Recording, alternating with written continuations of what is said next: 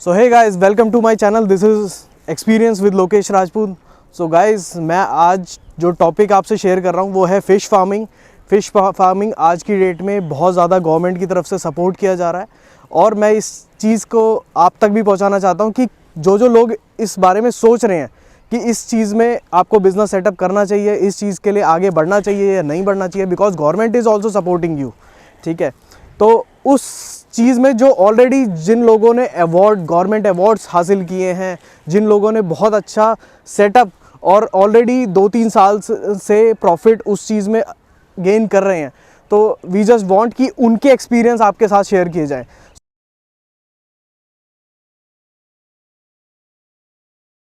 Today we are at Deepak farm. So मैं आपको दीपक जी से मिलवाता हूँ। He is mister Deepak Rajput. उनसे उनके थॉट्स के ऊपर बात करते हैं कि उनको कहाँ से आइडिया आया और उन्होंने कैसे कैसे ये स्टार्ट किया, कब स्टार्ट किया। सो दीपक जी नमस्कार। मैं चाहता हूँ कि आप हमारे व्यूअर्स को बताएं कि ये अगर फ़िश फार्मिंग उनके माइंड में ऑप्शन आ रहा है कि उन्हें करना चाहिए, तो किस तरीके से करना चाहिए, कहाँ से आपको इस चीज़ की प्रेरणा मिली और कैसे आपने इस चीज़ को स्टार्ट किया और गवर्नमेंट ने आपको कितना सपोर्ट किया इस चीज़ के लिए। एक्चुअल में हम आज से 5-6 साल पहले कहीं मथुरा साइड अपनी रिश्तेदारी में गए थे शादी के फंक्शन में। तो जहाँ पर उनका घर था वहीं पास में हमने देखा तालाब है, उसमें मछली पालन हो रहा है और मछलियाँ पकड़ी भी जा रही थी। तो हमने थोड़ा बहुत उनसे पूछा, तो हमें ये कुछ अलग हट के आइडिया लगा। ज़मीन अपने पास थी फरीदाबाद में, तो अपने ही फार्म पे हमने आधा एकड़ में पहले मछली के लिए तालाब खुदवाया। ओके। स्टार्टिंग में हमें मछली का बच्चा भी नहीं मिला, कहीं से पता नहीं था, नॉलेज नहीं थी, तो लेकिन जैसे तैसे करके अरेंज हुआ। फिर उसके बाद उस थोड़े से में ही हमें कैलकुलेशंस जब लगाई हर चीज़ की, तो कैलकुलेशन ये निकल के आई कि फ़िश फार्मिंग अगर छोटे लेवल पे करते हैं तो उसमें प्रॉफिट नहीं आएगा। ओके। इसको करने का तरीका यही है कि मिनिमम 2.5 एकड़ यानी कि 1 हेक्टेयर या 2 हेक्टेयर से स्टार्टिंग की जाए तो इसमें बहुत अच्छा अर्निंग है। फिर हमने इसको 5 एकड़ में बदला करा है। अब आज की तारीख में मेरे ये 5 एकड़ में फ़िश पॉन्ड है और बहुत अच्छा अर्निंग आ रहा है इनसे।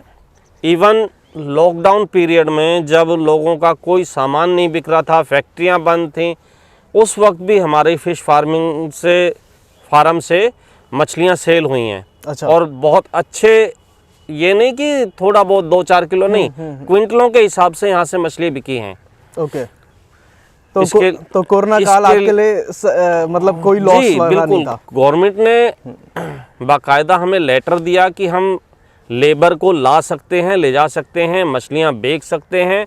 और फिर हमने मछलियाँ पकड़वा के, हमारा एक छोटा सा स्विमिंग पूल है, उसमें पानी भर के उसमें मछलियाँ रखी और जो भी कस्टमर आते थे हम उनको उधर से निकाल के देते थे। अच्छा। तो हमें भी अच्छा प्रॉफिट मिला है। और जो लोग इसके शौकीन हैं उनको हफ्ते में 2 दिन चाहिए ही चाहिए।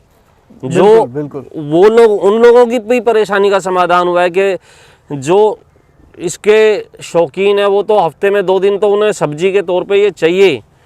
तो अब वो हमारे पास लेबर से जैसे एक बार में निकलवा के 10 क्विंटल हमने स्विमिंग पूल में इकट्ठा कर ली और उसके बाद उसी में से निकाल के बेचते रहे 15-20 दिन। उसके बाद जब वो ख़त्म हो गई फिर दोबारा हमने निकलवाई, उधर स्टॉक कर दिया। अच्छा। क्योंकि तालाब में से हम खुद नहीं पकड़ सकते। इसके लिए तो प्रोफेशनल लेबर आएगी, वो ही पकड़ के इसको निकाल सकते हैं। तो हम क्या करते थे, तालाब में से उस लेबर से निकलवाते थे। अच्छा। और पौंड में से खुद निकाल के बेचते थे। ओके। तो इसमें अगर मैं बात करूं मोटा मोटा कि एक साल में कितनी बार हम मतलब मछली का क्या होता है कि कितनी एज होती है, कितने टाइम में अगर बच्चा डाला है तो कितना टाइम में वो बड़ा होता है, ये एवरेज जो आपका एक्सपीरियंस रहा हो? इसको मैं आपको थोड़ा सा शॉर्ट में ही बता दूं। वैसे इसका एक बहुत कम से कम 2 से 3 घंटे का टॉपिक है ये, कि अगर इसका जो बच्चा आता है मछली का मार्केट में, जैसे हमारा कैलकाटा से भी आता है, दमदमा से भी आता है, तो ये जैसे हमारा सौंफ का दाना या जीरे का दाना होता है ना, इतना बड़ा बच्चा आता है। अच्छा। अगर उस बच्चे से आप स्टार्टिंग करेंगे तो आपको 2 साल का वेट करना पड़ेगा उसको मार्केट में बेचने के लिए। और अगर आप डायरेक्ट ही, जैसे इसके साइज़ हैं ज़ीरा, फिंगरलिंग, ज़ीरा मतलब जो जीरे और सौंफ के दाने जैसा है, फिंगरलिंग मतलब जो उंगली जितना है, उसके बाद होता है हत्थी, ये बोलते थे हत्थी और हत्थी पार। हाँ। कि उसकी जो लेंथ है वो 7 इंच, 6 इंच, 8 इंच ऐसे है। अच्छा। अगर आप हत्थी पार वाला जो, जैसे कि किसी को ये कह दिया जाए कि 1 हफ्ते का बच्चा है, इसकी आपको केयर करनी, इसको आपको रखना है, तो उसको दिक्कत आएगी। 1 हफ्ते का बच्चा, छोटा बच्चा, इंसान का ही बच्चा हो, छोटा बच्चा, उसे पालने में दिक्कत आएगी। लेकिन अगर किसी को ये कह दिया जाए कि भाई ये 10 साल का बच्चा है, इसे तुम अपने पास रख लो, तो उसमें उसको कोई प्रॉब्लम नहीं आएगी। उसी तरीके से हम जिसको भी आज की तारीख में हम फ़िश फार्मिंग की ट्रेनिंग देते हैं, फ्री ऑफ कॉस्ट देते हैं, सिर्फ इसलिए कि जो समस्याएं हमने झेली हैं इसकी स्टार्टिंग में, वो और नए फार्मर्स को ना झेलनी पड़े। बिल्कुल। क्योंकि इसमें बहुत ज़्यादा झूठ चल रहा है, जिसकी वजह से लोगों का बहुत मोटा नुकसान हो जाता है, लाखों में नुकसान होता है, कि उन लोगों को वो नुकसान नहीं झेलना पड़े। सर तो उसके लिए हम यही सजेस्ट करते हैं कि बजाय छोटे बच्चे से स्टार्टिंग करने के, क्योंकि जो जीरा साइज़ का बच्चा है उसका आपका मेंढक भी खाएगा, कछुआ भी खाएगा, ये बगला भी खाएगा, जलकाग भी खाएगा, बिल्कुल, सांप भी खाएगा। उसको फिंगरलिंग तक सबसे ज़्यादा दिक्कत आती है बच्चे को मैच्योर करने में। लोगों के लाख लाख बच्चे मर जाते हैं और पता ही नहीं चलता कि वो मर गए। आदमी को ये सेटिस्फेक्शन होता है कि भाई मैंने 2 लाख छोड़े, उसमें से 1 लाख तो मैं बचा होगा, लेकिन जब फाइनल टच में आता है चेक करने में नेटिंग के टाइम पे, पता चलता है 2000 भी नहीं बचे। इसलिए हम यही सजेस्ट करते हैं, जिसको स्टार्टिंग करनी है उसको 6 से 8 इंच का बच्चा यूज़ करना चाहिए, ताकि एक अगर 6 से 8 इंच का बच्चा आप यूज़ से स्टार्टिंग कर रहे हैं तो आपका जो पॉन्ड है वो 1 साल में ही रनिंग में आ जाता है। उसके बाद वो 1 साल, जैसे कि आपने ये साइज़ किया, आपकी बच्चे की क्वांटिटी, वैरायटी, सब चीज़ बिल्कुल एक्यूरेट है, तो आप 4 महीने के बाद उसको मार्केट में, फरवरी में आप, फरवरी लास्ट मार्च फर्स्ट वीक में आपने डाला है, तो आप जून जुलाई से उसकी सेल शुरू करेंगे और दिसंबर तक उसको बेचते रहेंगे। बार बार। तो Deepak ji, thanks a lot, आपने व्यूज़ अपने शेयर किए, आपने अपना एक्सपीरियंस शेयर किया।